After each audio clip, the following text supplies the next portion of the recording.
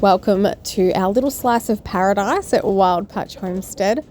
Here we have a goal of self-sufficiency, or as close to as we can get in this day and age. We're very lucky, we have a windmill on our new property and we're working really hard to get the water to the rest of our property from there for free. And this week we show you how we're getting that to water our gardens. Later on, we do show you a little update on the chicken and duck coop and our orchard. And I hope you enjoy the episode. Thanks for being here, guys. Ooh, Tim's been out here this morning. Looks like he's putting these little valves on the end of the retic to shut these off so that we can have... Is that a tap being put in? Oh my God. What a nice pole you have. Yeah, it's very erect. It is very erect. Oh, this is perfect. Alright, so this is the pumpkin patch. And now we have water down this way. And there's another one going down there near the gate. How exciting. One day the retic will all work. Oh, my chickens are getting swooped by a magpie. These magpies are so mean. Their nest is all the way over there in those pine trees. Meanies. Oh yeah. We don't record that then. How's your going, Pro Plumber? Yeah, I did. Trying to cross thread it. Yeah, that's always going to be handy, isn't it? I don't know. I think it didn't look all that handy, but oh, that is schmick. Oh, look. You clever clogs, you. No, bracken in there. Bracken? Where? On the edge of the garden. This is why we have to do tours. You should probably move that post straight out the middle of the driveway. Well, I need Oh, it there. jeez, I just hit my camera on the window. Oh, look at this service. Oh. Sure. Yeah, but a snazzy new chainsaw. We bought an electric chainsaw recently.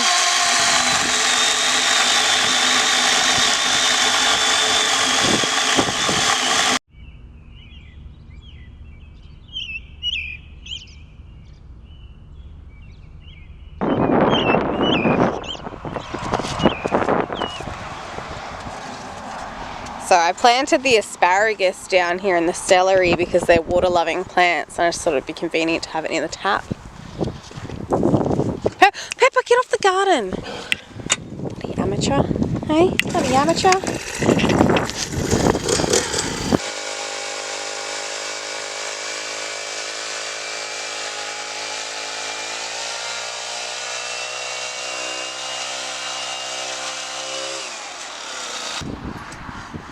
I'll just sit here and watch you struggle.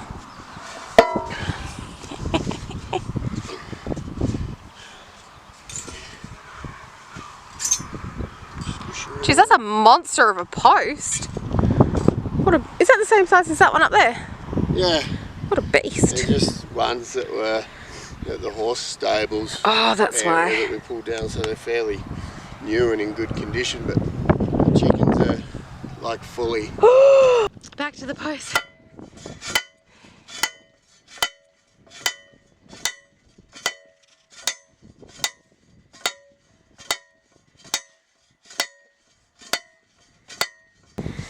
Right, well now I scared the chickens off. They were tearing up my carrots. I'm puffed out now, but anyway, it's great. I'm so glad you got this post in, babe. Yeah, most of the way. Most of the way. Yeah, it's a bit of hard yakka. You're one of them petrol ones. Yeah. Maybe when we do like the trellises, because we're going to have trellises, like we've got more rows to go. Maybe we'll hire one from Bunnings. That auger piece isn't quite the right size for these posts. It's good for the fence posts that have been put in, but these ones here could use a bigger hole. Yeah, okay. As well.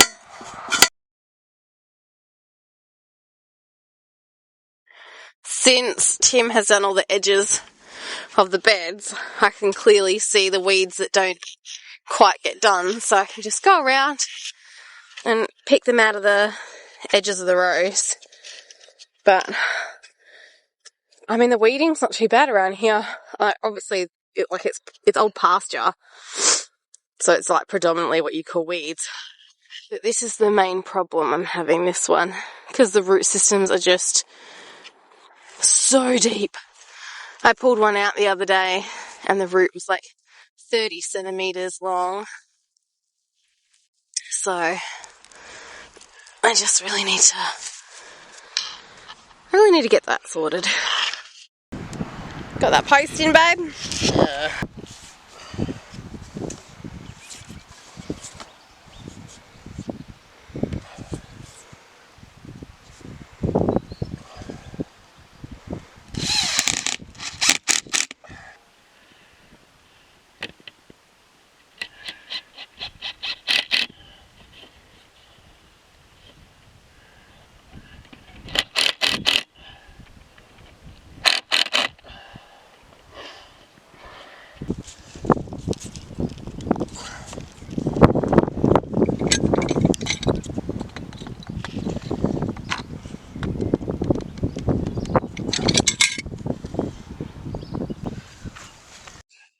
It's called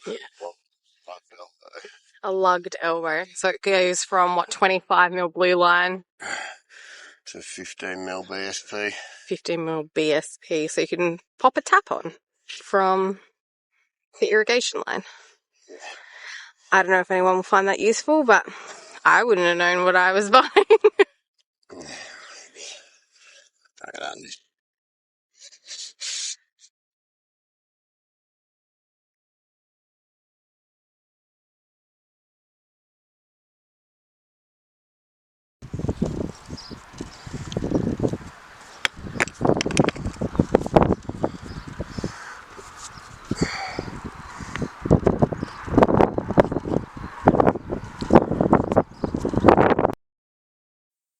Tim left me in charge of the tap while he went up to turn the water on. So as you can see up there, we've got a windmill, and that is feeding spring water because luckily our bore is going straight into a spring into the big black tank there. So he's just going to turn that on, and that is going to feed spring water to our new tap and our gardens. So we're just going to give that a crack. Now, Tim is a plumber, but we have got quite a few videos if you want to check out this process. And he has hooked all the irrigation up to that. So we're just going to run this for 30 seconds or so and just pump all the air out of the lines. I mean, check out that flow, guys. So the plan is that we'll put a pump on, like a 12-volt solar pump, if we need to. And looking at this drizzle, oh, I think all the other lines are open actually, so that's probably also slowing it down. We'll turn those off and come back and check it out. Oh, okay, so Tim's saying there's air still coming out of the lines up where he is at the other end. But as he's turning those off, because eventually we'll have drip irrigation running down each of our rows, it's just expensive, so we're set up for it. We're getting there. Oh, that's much better. Oh, how exciting! Because I had to come down and water all this section by hand, carrying a, what do you call it? A watering can yesterday. Wow, so much air is still coming out. Crazy. Good feeling having another job done. So we'll just jump over and check out Tim's progress on the chicken and duck coop. He's just getting a nesting door in for me. What a fancy door you have there. I don't know if fancy's the right word, but look, it opens and shuts. Woo! So good. Yeah, it's brilliant. A few more things to go and then she's done. Like a roof, nesting boxes, gate. Just a few more things. Yeah. That's Pretty close though. Yeah, we'll get there. Yeah. Good job. Rome wasn't built in a day. I didn't realise we were building Rome. Yeah. There's going to be a Colosseum out in the yard and everything. That's true. And it'll be a fire pit Colosseum, but it'll be there. Two of our boys helped us get the inside of this chook pen done. So we reused the bricks from our tank stand that we pulled down, and we're using them on the inside of each of the pens so that we can try and fox-proof this as best as possible. The chickens are obviously enjoying it already because they had a field day finding all the worms in the fresh soil. But it's coming along. It's not far off. We've pretty much just got to get a roof on this pen and get the nesting boxes in. So this is the area they're going to be. It's just the other side of where Tim was working. And then they'll be ready to rock and roll. So almost there. The weather's just not been fabulous lately. But while we're in the area, I thought I'd give you a little update on the orchard. On our fig tree, we have lots of baby figs, but check out the size of this one. Which is pretty cool. And then there's another one up here. And over this side.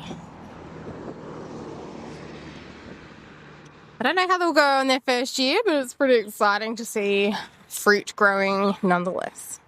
This is our pink lady apple tree. And it just is starting to show a little bit of life.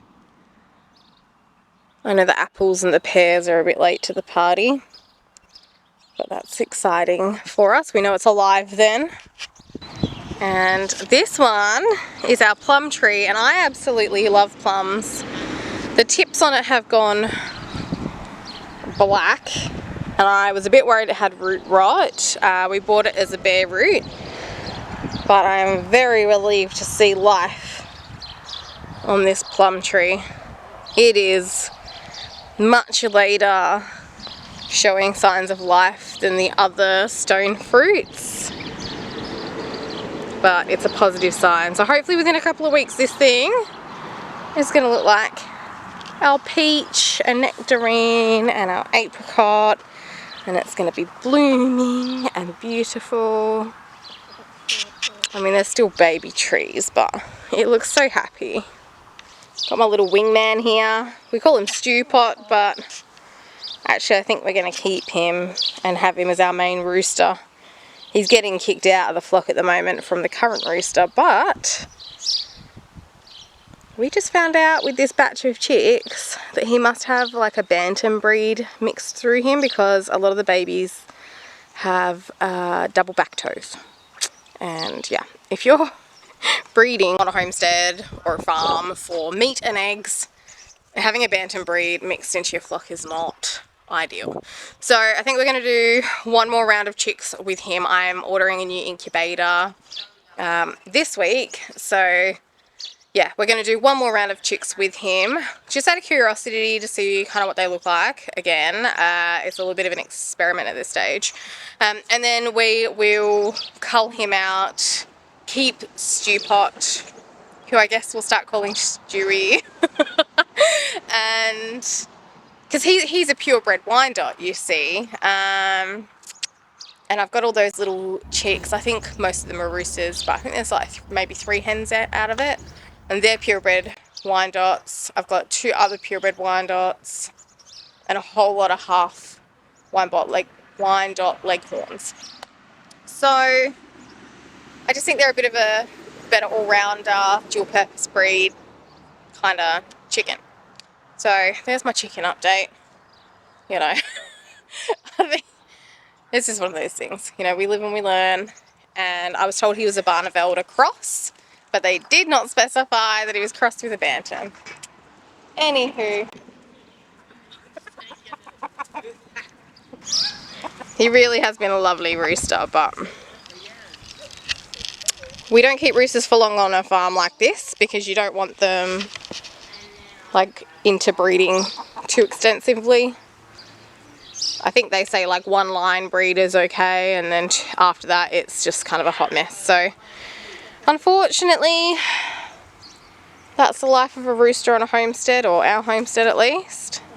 He's been a lovely start to our flock. He's really looked after our girls and we're very impressed with him, and I think his colouring and everything is gorgeous, but can't have bantams, sorry buddy. But still, we have a very lovely flock. It'll be nice to give the girls a bit of a break. I mean, Stewpot's still quite young, but like Snow, this is the one I was saying last week, behind the one in front of her, if Angel moved. Like her back is, you know, she's lost a lot of feathers off of her back from him, unlike the others, and on her head. So yeah, I mean, we have a grey one that's got no feathers on her back, but I mean, he barely mates her. She was like that when she arrived at our place, and I think she just has a bit of a weak spot now where her feathers come out. But it's cool to see the orchard looking so good. Things are all starting to bloom, so they're not all going to look like random sticks. Oh, I want to show you the grapefruit. But it lost all of its leaves when it got here. And check out this recovery. I've been like giving it compost and all sorts, and what a relief. It's come back to life. Well, I hope you enjoyed the update. Getting our free water to irrigate the entire garden is a huge win for us. We also have the windmill water connected to the house, and so we are able to use spring-fed water for our drinking and things like that. Next week, we're going to bring you along while I give you a bit of an update through the garden. We are setting it up still, so it's not fully finished, and we're only just at the beginning of spring, and it's pretty nippy down this way in southwest Victoria still. But I'm starting to get some things in the ground, so I thought I'd give you guys an update on where the garden is going. We've got lots of perennials in the ground at the moment and so many more plans, but I thought I'd run you through the plans, talk about how I decided what I was going to plant when, and yeah, just a little bit of our thought process on setting up a self-sufficient garden and homestead. So that's next on the cards. We hope you're enjoying the channel, and if you are, please support us by pressing subscribe, giving us a like and throwing us a comment. Every interaction really means so much to us. It really does. We're such a small, close-knit family, and we just want to connect with community. So thank you so much for your support, and yeah, have a ripper weekend. We'll catch you guys next week. See ya.